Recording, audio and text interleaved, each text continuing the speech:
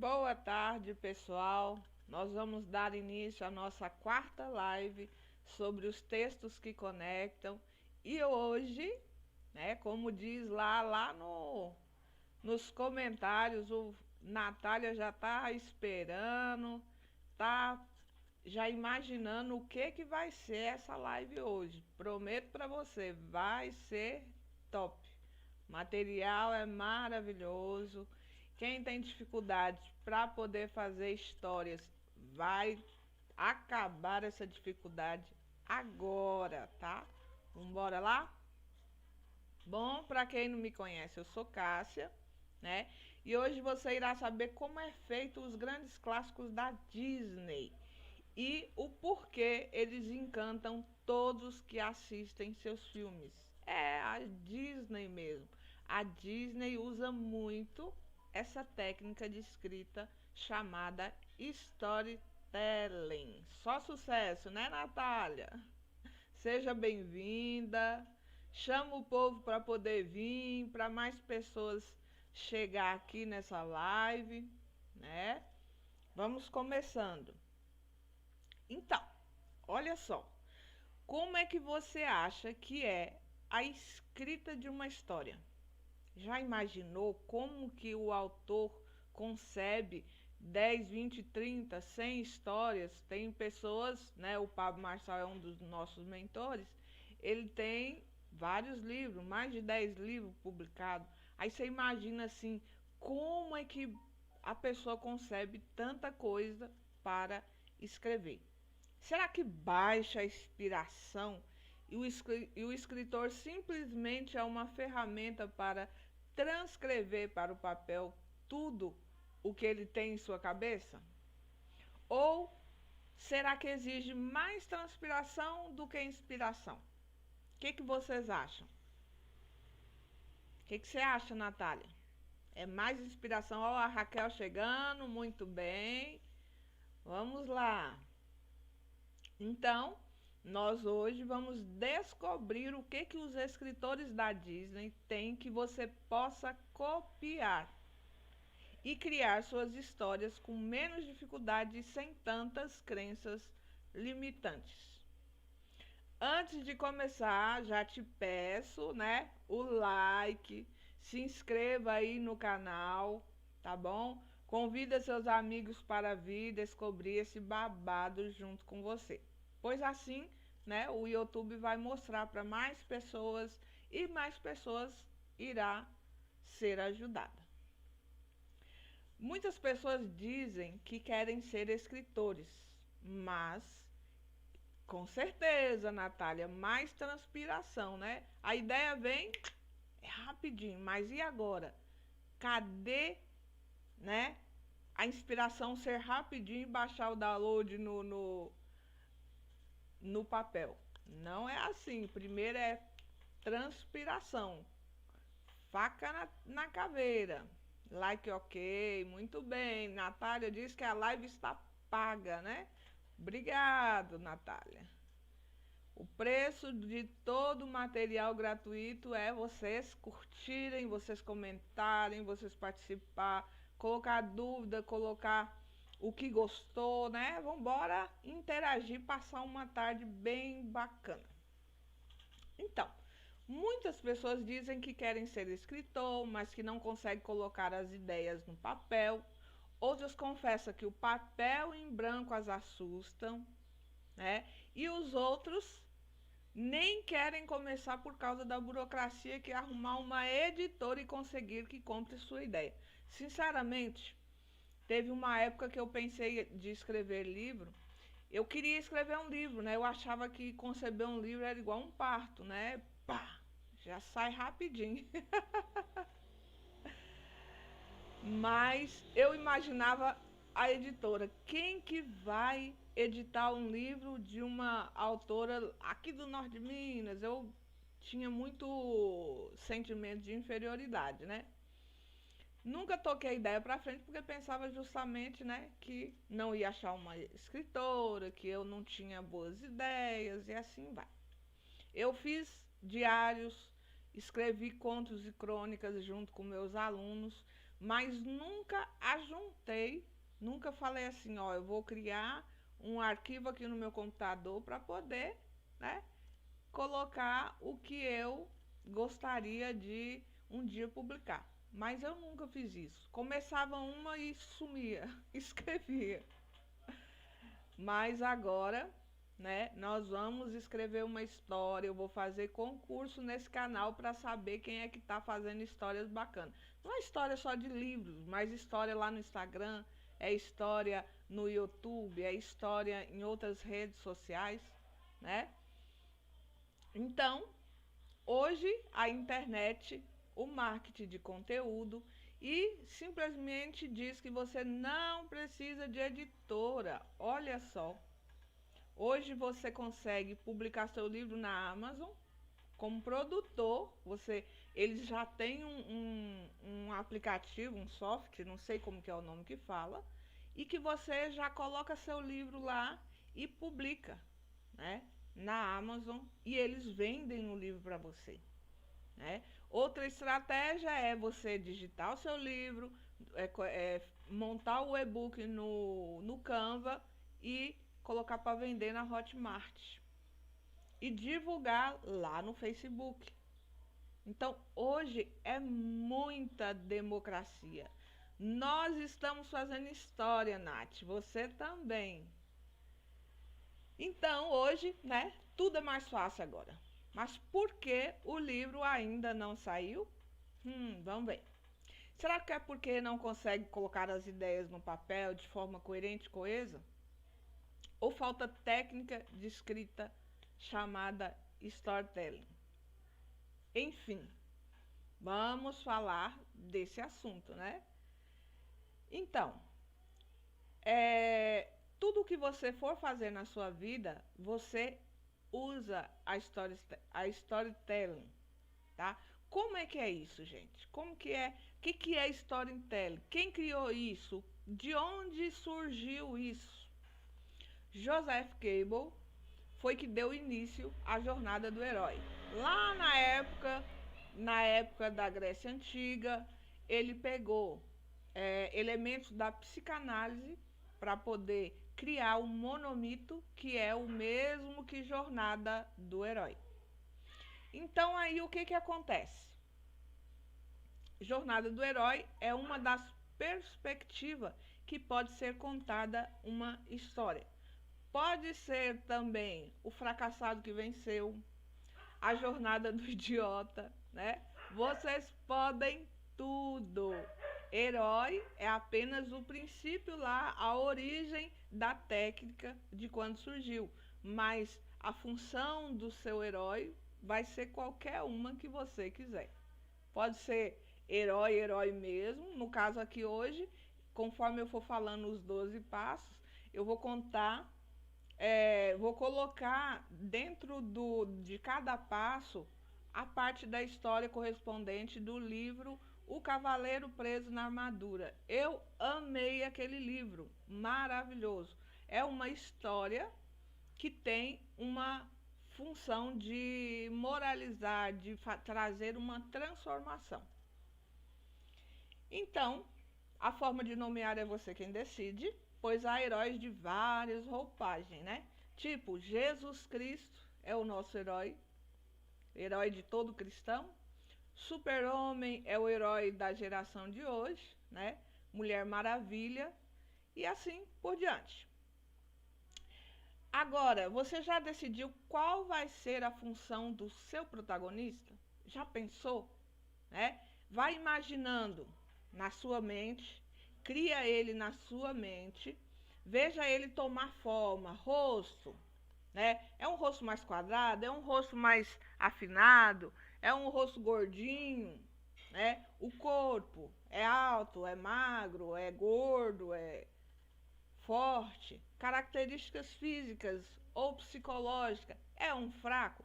Geralmente a jornada do herói, ela utiliza a questão do herói ser um fraco, uma pessoa que tem uma falha no caráter, que um cara que está acomodado com aquele defeito, ele acha normal.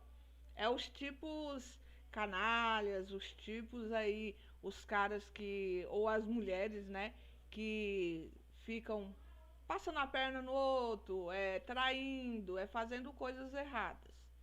Então, você vai criar as características do seu herói, primeiramente na mente, inspiração, para depois você materializar no papel. Até aqui deu para vocês entender? Posso continuar? Tem alguma dúvida? Que nós vamos entrar agora nos 12 passos. 12, são 12 passos, eu vou detalhar um pouco, né? Vai ser bem bacana.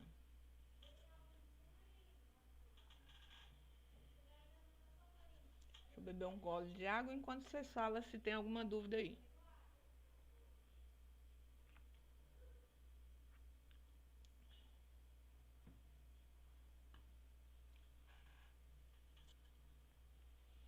Muito bem.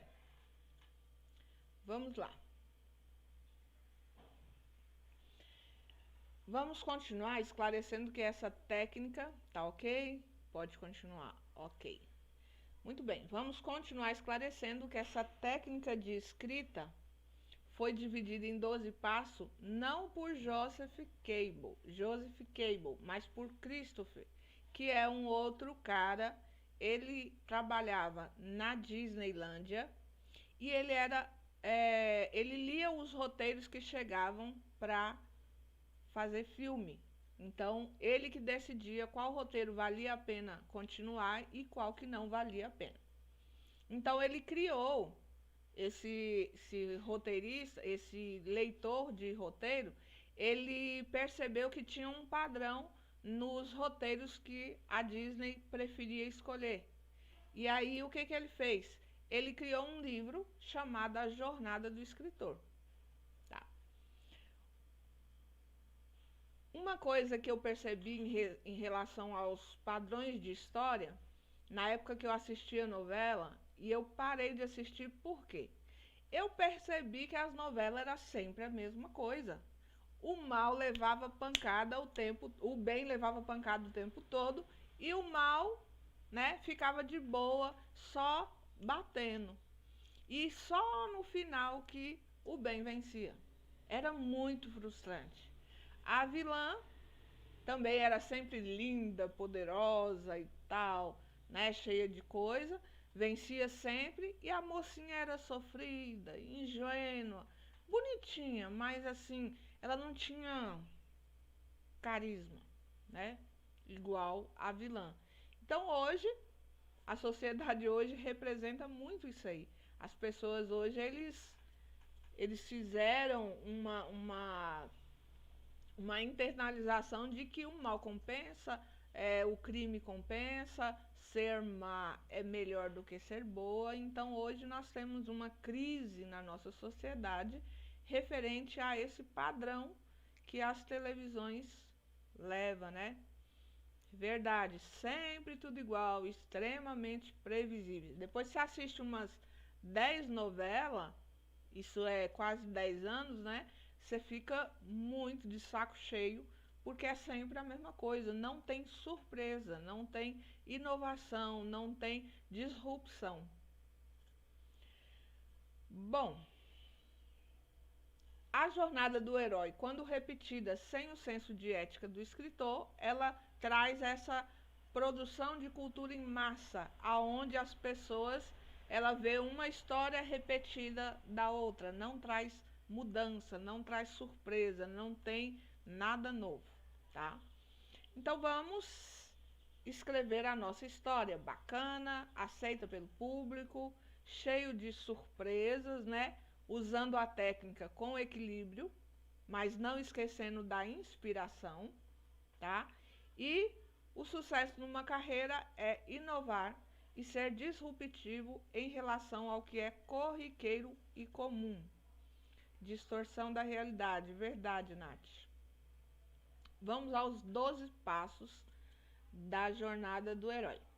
O passo 1 é o mundo comum. O que significa mundo comum? Aquela história que começa no... Eu falei que ia falar do livro O Cavaleiro Preso na Armadura. você me pergunta assim, mas que título besta é esse? Mas a história é top, tá? Bom, no mundo comum, o que é esse mundo comum? É o contexto que o protagonista vive. Ou seja, o lugar que era uma aldeia, a casa dele era um castelo, a sua esposa era uma mulher com raiva porque ele nunca tirava a armadura, o filho insonso porque não conhecia o pai ficou anos e anos e anos dentro da armadura e a mulher tinha que alimentar ele pelo buraco da armadura, não via a cara dele. E quando via os olhos, né, era quando ele queria, mas quando ela começava a reclamar para ele tirar a armadura, aí ele pegava e baixava a viseira e não conversava mais com ela. Ou seja, era um herói paranoico. O passo 2 é o chamado para a aventura. Qual foi o chamado desse cavaleiro? A mulher dele pedia para ele tirar a armadura e ele não tirava de jeito nenhum. E aí o que aconteceu um dia? Cansada de tanto pedir para ele tirar e ele não tirar a armadura, o que ela fez? Eu vou largar você, não vou mais te dar comida e você se vira. Ele, como estava cheio de ferros, né? E como ele tinha engordado, não fazia exercício, não fazia caminhada, não fazia nada, só andava a cavalo e ficava sentado de armadura. O que aconteceu? Ele engordou dentro da armadura, né? E aí a armadura travou dentro do corpo dele e ele não conseguia tirar. Aí, chamado para a aventura, para não perder a mulher, quer alcançar uma mudança. Ou seja, para não perder a mulher, ele saiu pelo mundo pedindo ajuda para tirar a armadura dele. Aí, a recusa do chamado. Ele foi no ferreiro, deu errado, ele voltou para casa. Aí, quando não deu certo, ele falou para a mulher dele, né? A mulher dele falou que ia largar ele e pronto, acabou. Tá? Aí ele subiu no cavalo e, ó, cascou fora para caçar, resolver o problema dele. A recusa do chamado é quando a pessoa tem dúvida, tem insegurança, prefere não atender ao apelo da mulher até que ela se recusa a continuar cuidando dele. Ele ia passar fome, morrer dentro da armadura e ainda perder a mulher. Encontro com o mentor é o passo 4. O passo 4, ele encontra um ajudante, um especialista, um mentor. Nesse caso aqui, o bobo da corte foi o ajudante que indicou qual caminho ele devia seguir. Aí ele foi à procura do bruxo Merlin, né, que tinha vivido na época do rei Arthur, mas como mágico, ele aparecia onde ele queria. O passo 5 é a travessia do primeiro limiar. A travessia do primeiro limiar é o quê? O herói vai em busca do bruxo, se perde, com fome e sede, depois de muito tempo, ele desce do cavalo num riacho para beber água e não consegue, por causa da armadura. Muito fraco, ele também não consegue subir de novo no cavalo. E é aí que o bruxo aparece e alimenta ele, junto com os esquilos, né? Que os esquilos mastigavam as nozes e colocavam pelos orifícios na boca dele. Muito bem. Aí ele fica fraco, quando aparece o bruxo, o alimenta, coloca dúvidas em sua cabeça e o deixa nervoso. Ele queria chegar lá e o bruxo tirar a armadura e ele voltar para trás sem mudança nenhuma, só tirar a armadura. E na verdade a armadura era uma capa voltada em volta do coração que ele tinha. Ele criou um padrão que ele falava: eu sou bondoso, gentil e salvo donzelas. Então, eu não preciso mudar. Eu sou bom, eu não preciso, né, de ser melhor, buscar melhoria. E aí o bruxo começou a soltar algumas farpinhas que o deixou nervoso. Aí, né, para conseguir a mudança necessária, usa de uma estratégia que o deixa muito triste e coloca em xeque suas crenças. Esse é o passo 5. Porque ele começa a questionar as verdades dele. E é aí que ele se torna sensível, né? Começa a se sensibilizar com a dor do outro. Aí, o passo 6. O passo 6 é o passo da prova aliados e inimigos. Qual que era a prova? Para ele acreditar no mago, ele tinha que ter certeza de que a mulher dele não gostava mais dele e que o filho dele não se importava com ele. Porque ele acreditava que a mulher o amava e que o filho também. E o mago falou que não, né? Porque os dois não o conheciam.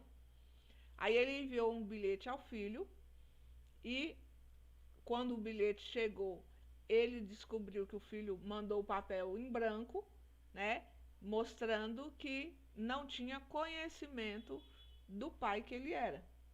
E aí foi o começo, né, da mudança para ele. Ele chorou muito e tal. O bruxo aconselha a buscar a verdade e seguir rumo ao autoconhecimento.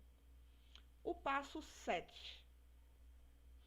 Aproximação da caverna secreta.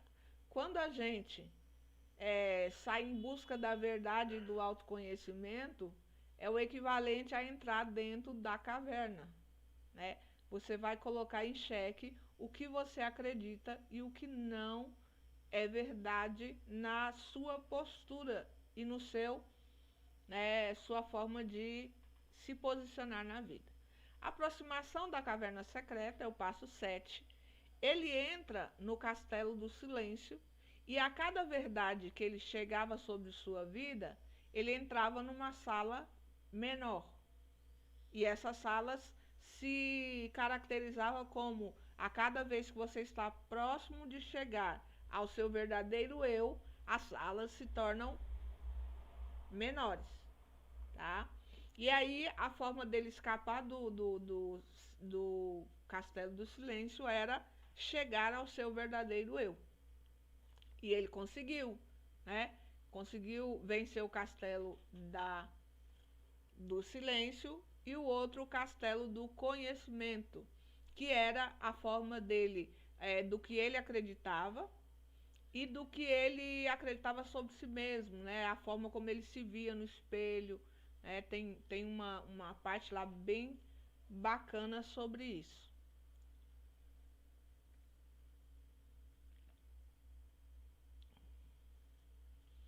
Bom, o passo 8 é a aprovação. A aprovação nada mais é do que o herói tinha que enfrentar o seu maior medo e a maior verdade. E quanto mais ele se encorajasse, mais o problema diminuiria. Isso aí é relativo à questão do castelo da ousadia e da coragem. Então, foi uma das provações que ele teve, né? E aí ele teve que encarar um dragão que expelia fogo, só que só sairia queimado se ele tivesse medo. Se ele tivesse medo, maior ficaria o dragão. Mas se ele controlasse o medo dele e tivesse coragem e ousadia, aí ele conseguiria diminuir o poder do dragão e vencer aquela etapa. Ele conseguiu, né, depois que a pombinha e o esquilo aconselharam ele a tentar, ele tentou por 2, 3 vezes, tá? E aí recebeu a recompensa e ele seguiu feliz, achando que tudo estava completo, resolvido e que ele já iria para sua casa. Aí o retorno é o 10º passo. Retorno, o passo 9 foi a recompensa, tá? O 8 é a aprovação, o 9 é a recompensa e o 10 é o retorno. Ele começa a voltar, né? Mas ele não mudou totalmente. Então aí ele escorrega na trilha e ele consegue se segurar numa lasca de pedra que o corta nos dedos e o faz sangrar. Mas o medo dele era tanto de morrer que ele, né, não conseguia largar ali, apesar de estar prejudicando ele. E quando ele quando ele começou a ser confrontado pelo Sam, que era o seu outro eu, aí foi indo até que ele entendeu o medo que ele tinha de viver e agora o medo que ele tinha de morrer. Aí ele conseguiu soltar-se e conseguiu a ressurreição, né? É, onde ele volta à vida, ultrapassa o portal e volta a a sua realidade com o Elixir, que é o retorno com o Elixir. No livro eu fiquei muito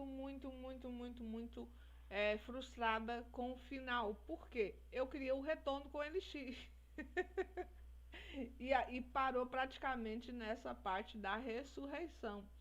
E não teve o retorno com o Elixir, onde ele volta para a mulher e o filho, e ela percebe o homem lindo que ele era, né? Porque, ó, ele andou bastante, ele fez exercício subindo montanhas e tal, ficou musculoso, né? E aí ele também tirou aquela visão de que era feio e passou a acreditar que ele era uma pessoa bonita. Então, uma pessoa que sabe que é bonita, não de aparência só, ele se porta diferente. E aí eu achava, né, que o retorno com o Elixir seria isso. A mulher dele o veria todo lindo, maravilhoso, claro que estaria empoeirado, suado, né? Mas ele, ela se apaixonaria de novo por ele, entendeu? Então, essa é o Felizes para Sempre que eu esperava. Assim são os 12 passos dessa técnica de escrita. Lembrando que algumas histórias não têm todos os passos, somente alguns. Nessa história eu consegui observar que tinha 11 passos, faltou 12, né? Tudo bem, não é obrigatório ter todos os passos, tem histórias com 5 passos, depende do tamanho da história que você quer produzir, tá? E aí, eu queria ouvir o comentário de vocês, o que vocês acharam, como é que tá a compreensão, se tá legal, se não está, tem dúvida, qual passo vocês gostaram mais?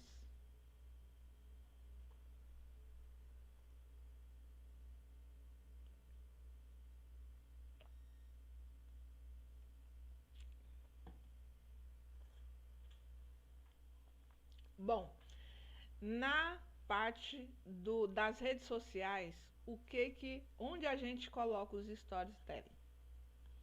Vamos lá. No Instagram, tá? Ó, putz.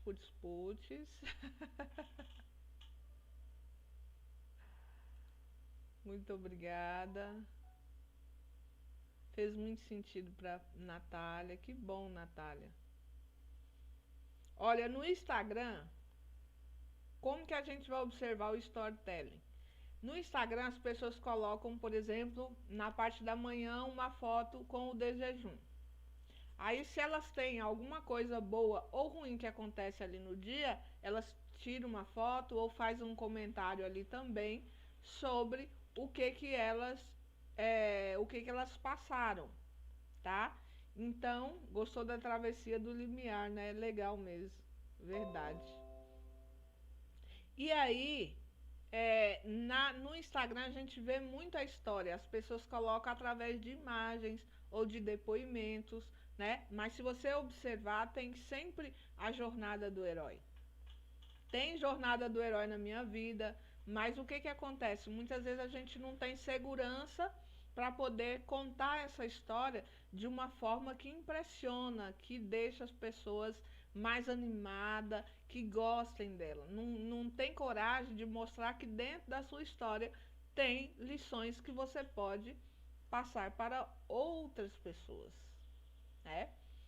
Então, no Instagram, nos stories, as pessoas usam muito, tá? A storytelling. Em vídeos de venda, em vídeos de missões, onde as pessoas colocam a questão das missões, né? O pessoal também coloca as histórias, tá?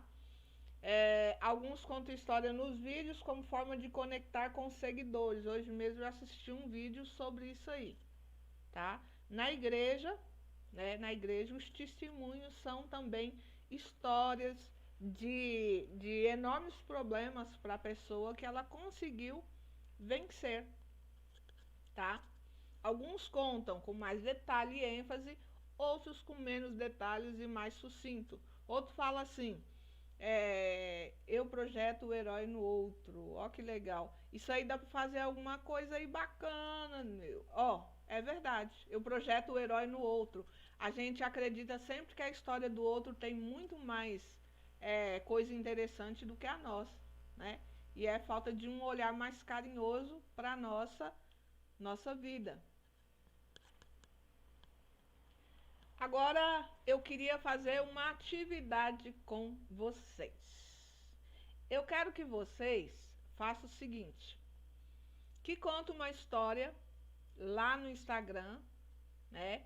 E use alguns passos da jornada do herói e me marque. Nos comentários eu vou falar para você qual foi o passo que eu percebi na sua história, tá? Isso mesmo, Natália. O maior contador de história que já existiu foi Jesus, né? Jesus realmente ensinou através de parábolas, através de analogias, através da sua própria história de vida. Ele mostrou o quanto que as pessoas podem vencer suas dificuldades, independente de onde você estiver. Desde uma pessoa mais pobre ao mais rico, sempre tem uma forma dentro da história de Jesus que pode te beneficiar, tá? Tudo tinha uma história por trás. E aí, vocês vão topar fazer a história? Vai topar, Natália? Vamos lá. O meu Instagram, gente, é o Cássia Selima, tá? Algumas pessoas falam Cássia Clima. Quando eu entro em alguma live no Instagram, o pessoal fala assim: ah, seja bem-vinda, Cássia Clima. Na verdade é Cássia Selima, né? E aí, como eu emendei, ficou Cássia Clima. Ele foi a história e durante toda a sua jornada contou histórias. Sentava no chão e contava histórias. Verdade, Nath. Difícil. Tipo, topo. Olha, eu vou lá olhar, viu? Vambora colocar. Já está aqui pensando. Tem aí, ó, em todas as fases da sua vida, lá na infância, lá na adolescência, tem uma jornada do herói. Na fase de adulto também tem a jornada do herói, de casamento, né? Natália também achou que era Cássia Clima, né? Na verdade é Cássia Selima. E tem também o meu outro Instagram, que é o Português Top 10. Vocês podem colocar, me marcar, que numa dessas duas eu vou falar com vocês. Boa tarde, Vanilda, tudo bem? É um prazer ter você aqui. O vídeo ficou, a live ficou muito boa, é uma pena que você está chegando já, né? Um pouquinho, já quase no final, tá? Porque a gente já falou sobre os 12 passos da história, de storytelling, e a maioria das pessoas vão ter que aprender a fazer isso se quiser entrar no digital. Porque, se vocês lembrarem bem, antigamente, ao menos aqui na roça, né, o pessoal gostava muito de contar a história em roda, sentava na porta da rua, um fala uma coisa, outro fala outra. Nas roças, o pessoal fazia aquelas rodas ali em volta da fogueira, principalmente quando estava frio, para contar histórias, né? Pessoa de idade geralmente gosta muito de história, mas ainda é uma das coisas que mais chamam a atenção do seu público, que é contar histórias. Eu contei a história aqui do o cavaleiro preso na armadura dentro da storytelling, mas contei algumas histórias também de mim, de quando eu queria ser escritora, né? A respeito dos meus pensamentos. Então, tudo é uma forma de história, tá? Então, gente, ó, semana que vem, sexta-feira, nós mudamos para 17 horas, porque eu percebi assim que 17 horas hoje para mim não daria às 15, né? Então eu acabei mudando. Então eu vou ficar direto às 17 horas, que fica melhor para mim começar no horário sem atrasar, tá bom? Então, eu peço a vocês que sejam alegres no Senhor, pois Ele é a nossa força.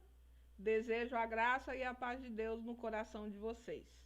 Até mais, um excepcional dia, resto de dia para todos vocês. Muito obrigado, tá ok? Chama mais pessoas da próxima vez e quem fizer atividade, me marca que eu vou lá no Instagram comentar qual é a parte dos 12 passos que eu vou identificar na sua história, tá ok? Qualquer dúvida, pode colocar nos comentários, pode me chamar no Instagram que a gente conversa, tá ok? Eu achei que era 17h30. Ô, gente, é mesmo? Eu acho que eu lá no Instagram eu coloquei 17h30. Verdade. Eu coloquei errado, mas era 17 horas. Foi minha cabeça que tá meia atrapalhada. Desculpa, Vanilda. Próximo sexta-feira vai ser às 17 horas. Obrigada, Nath. Você ajuda muito, viu? Você é 10. E não esquece aí a hashtag sexta-feira com a Cássia, viu? E fazer atividade. Tchau e até sexta-feira que vem.